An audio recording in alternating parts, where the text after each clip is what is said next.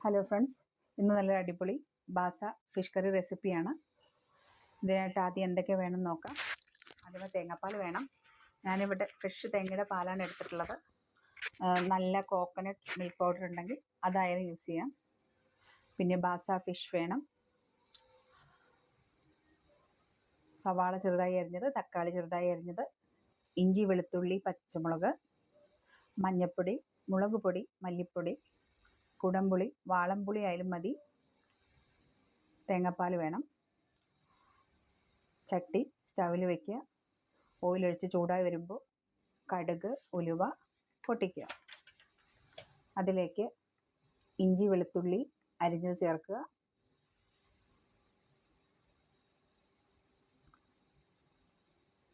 നന്നായി വഴറ്റുക.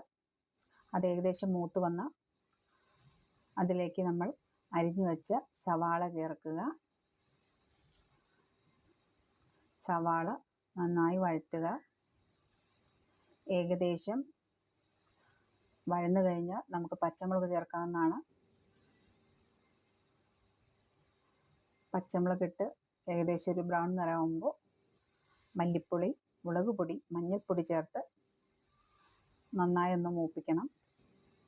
അത് മൂത്ത് കഴിഞ്ഞാൽ അരിഞ്ഞു വെച്ച തക്കാളി ചേർക്കാവുന്നതാണ്. തക്കാളി നന്നായി വഴന്ന് വരുന്നവരെ വഴറ്റുക. വഴന്ന് വന്നാൽ രണ്ടാം പാൽ ചേർക്കുക. കൂടെ കുതിർത്ത് വെച്ച കുടംപുളി കൂടി ചേർക്കണം.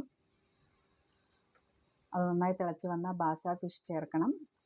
ബാസ ഫിഷ് നന്നായി വെന്തോന്ന് ഉറപ്പ് വരുത്തിയാൽ നമുക്ക് ഒന്നാം പാൽ കൂടെ ചേർക്കണം.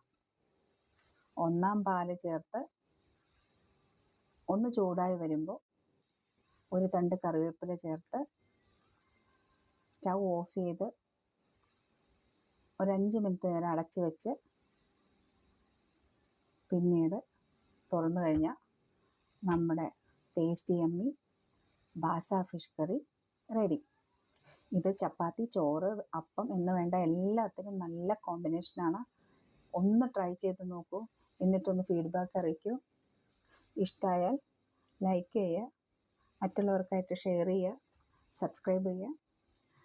ഇത്രയേ ഉള്ളൂ. വേറെ പുതിയ റെസിപ്പി ആയിട്ട് കാണാം. ബൈ.